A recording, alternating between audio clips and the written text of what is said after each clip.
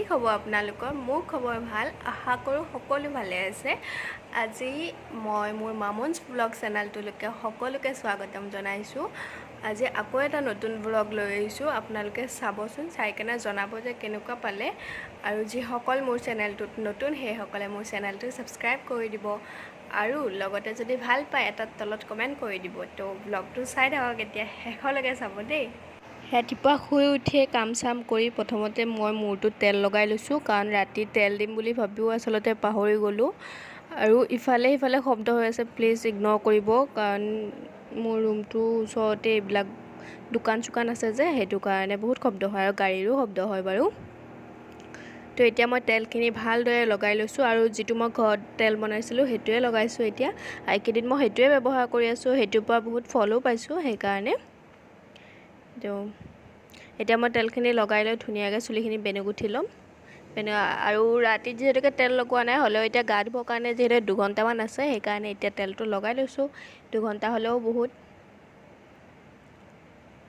তো তেলটো লগাই কেনে আকৌ মই ৰন্ধা বঢ়া কৰিমগৈ, তাৰপিছত মূৰটো ধুই দিম আৰু।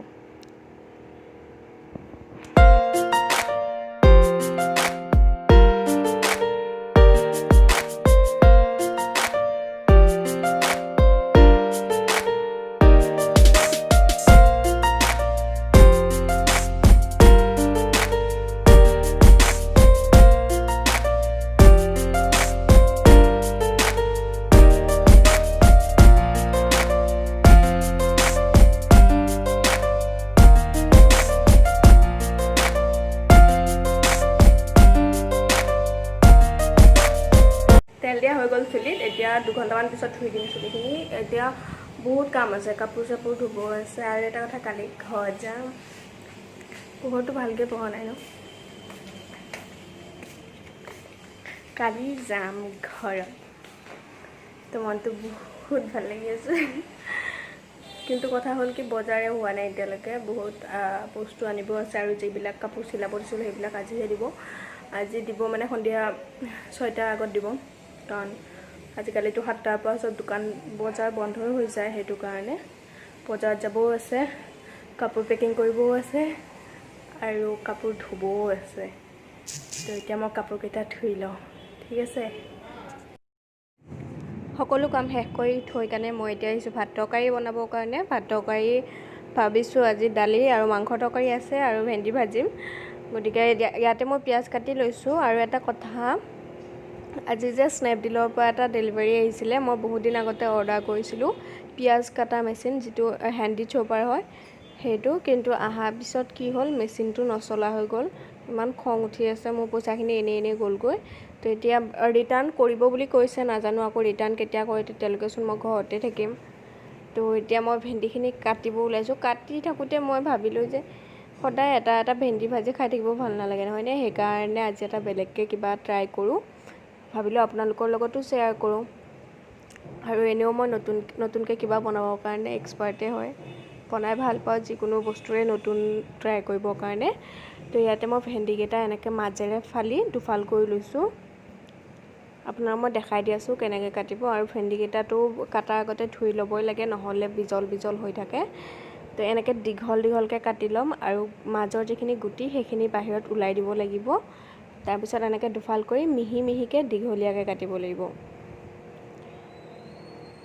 এনেকৈ গোটেইখিনি ভেন্দি কাটি ল'ব লাগিব। এয়া মোৰ ভেন্দি কাটা হৈ গ'ল, এতিয়া মই আপোনালোকক দেখাই আছোঁ। এতিয়া কাটি থোৱা ভেন্দিখিনি মই চৰিয়া এটাত লৈ ল'ম, যেতিয়া শুকাই যাব ধুনীয়াকৈ। পানী থাকিলে আপোনালোকে মছলাখিনি লগাই নিদিব প্ৰথমতে, নহ'লে পানী পানী হয়। তো এতিয়া ভালদৰে মোৰ ভেন্দিখিনি শুকাই গৈছে, ইয়াতে মই মছলাখিনি লগাম এতিয়া। ইয়াতে কি দিওঁ আপোনালোকে চাবচোন।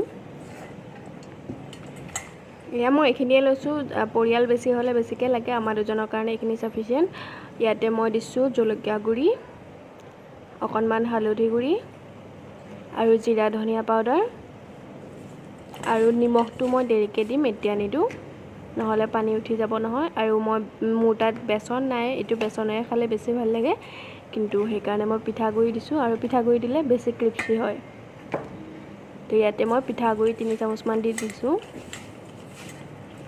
এতিয়া এইখিনি ভালদৰে হাতেৰে লগাই ল'ম চামুচেৰে যিহেতুকে একো মছলা গাত নালাগে সেইকাৰণে হাতেৰে মই ধুনীয়াকৈ সানি লৈছোঁ এয়া মোৰ হৈ গ'ল ৰেডি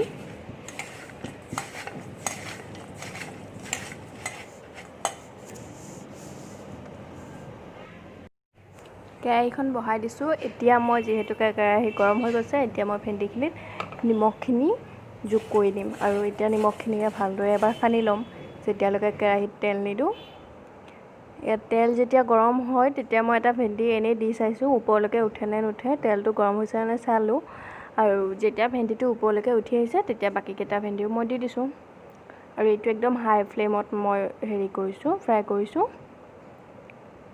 একেলগে গোটেইখিনি ভেন্দি দি নিদিব নহ'লে গাত লাগি যায় নহয় সেইকাৰণে হাই ফ্লেমত পুৰা ৰঙা হোৱালৈকে এইটো মই লাৰিয়ে থাকিম আৰু যেতিয়া ৰঙা হৈ যাব তেতিয়া মই মিডিয়াম ফ্লেমত দি কেনে উঠাই দিম বস্তুখিনি তাৰপিছত আকৌ বেলেগখিনি দি দিম এইটো ফ্ৰাই কৰোঁতে অকণমান তেল বেছিকৈ দিব কাৰণ এইটো ডিপ ফ্ৰাই কৰা হয় যে সেইকাৰণে এয়া মোৰ ভেন্দিখিনি ৰঙা হৈ গৈছে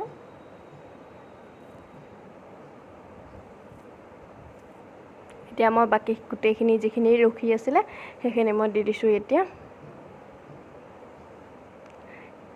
এইটো খুদাই খাবও ভাল লাগে আকৌ দালি ভাতৰ লগত খাবও ভাল লাগে যিহেতুকে এইটো বহুত ক্ৰিপচি হয় যে খুদা খালেও ভাল লাগে এইটো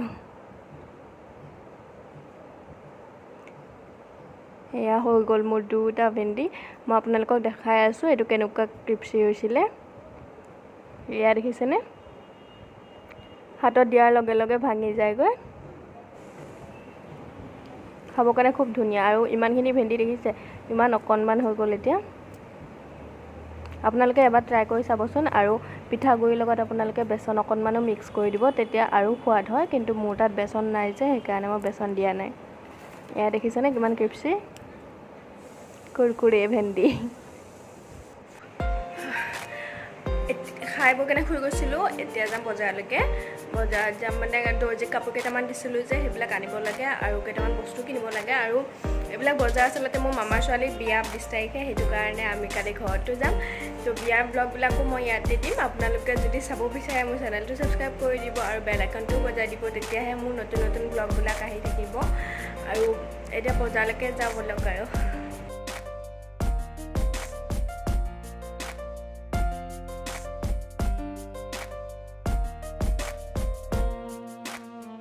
বজাৰৰ পৰা আহি পালোঁ আহি কাৰণে কাপোৰ চাপোৰ পিন্ধি চাইছোঁ হয় নাই ফিটিং কাৰণ দৰ্জী তাত দিছিলোঁ যিহেতুকে আৰু কালি ঘৰলৈকে যাম আপোনালোক সকলোৱে দোৱা কৰিব যাতে মই ভালে ভালে ঘৰ যাই পাওঁ আৰু অহাকালি আকৌ এটা নতুন ব্লগ লৈ আহিম ঘৰ যোৱা ব্লগ তো ভিডিঅ'টো চাই থাকিব বুলি আশা কৰিলোঁ আৰু বৰষুণো দি আছে এতিয়া বাই বাই